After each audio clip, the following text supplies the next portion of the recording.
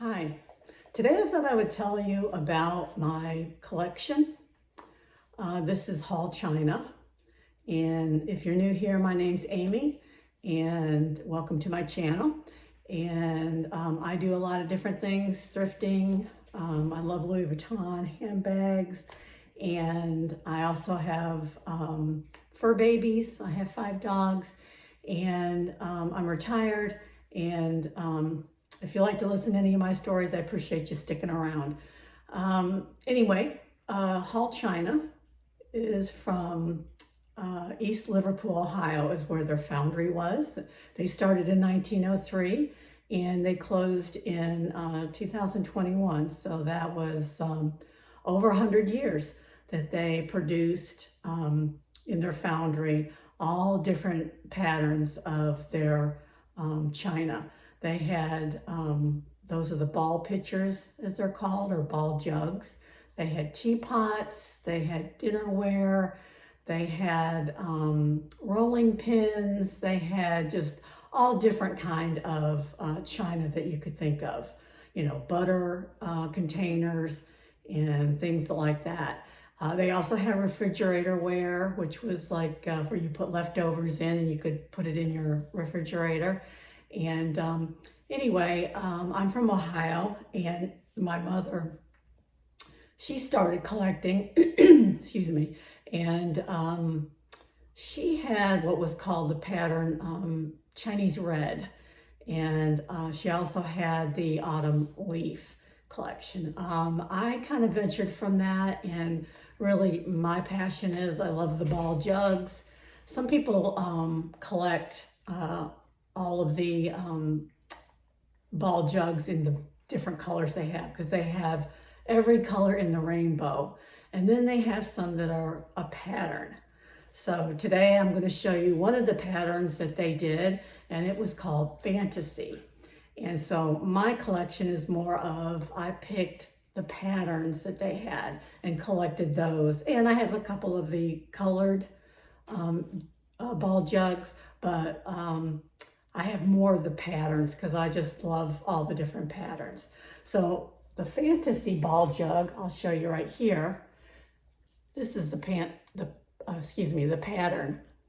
And this is what it looks like.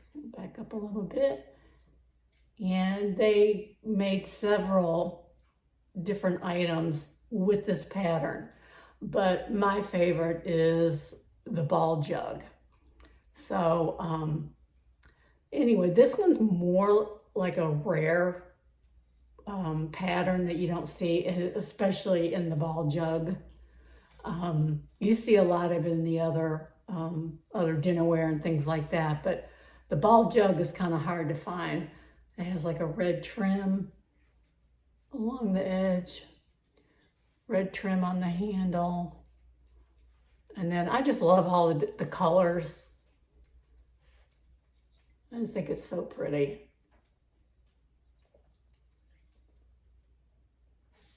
And then the bottom, it has this mark on it. Let me see if I can.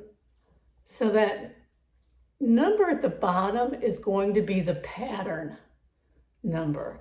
And they have several different marks.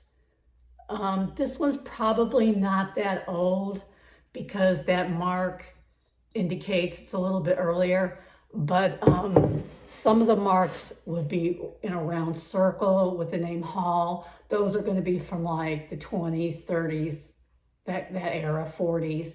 And then some of the marks are, it's called a TV mark. And that mark, I don't have a copy of it here, but it looks like the little square of it kind of reminds you of a TV, and it says Hall inside of it. I don't think I have anything up there that has that mark, because I kind of, hold on one second, I think I do.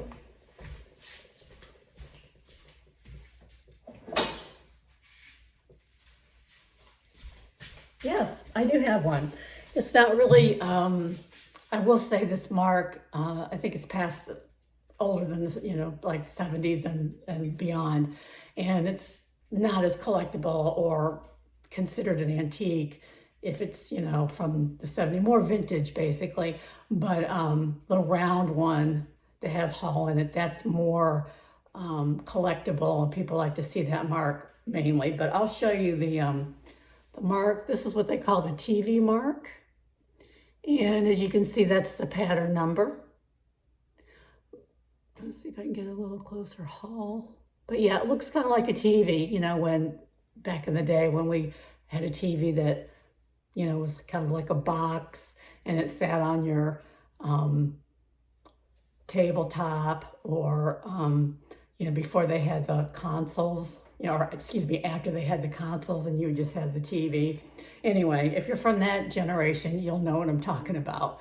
But anyway, this color is like a pink color. And as you can see, I love pink. So I had to have it, and I didn't care that it had that different marking on it. But that's okay. They do have a lot of colors that would be solid that are kind of rare, which I have one of those right there. That's hard to find, but I actually did find it, and I probably paid too much for it. But to me, when you're collecting, it's worth what you want to pay for it. So if you want to pay a little bit more and you love it, that's okay.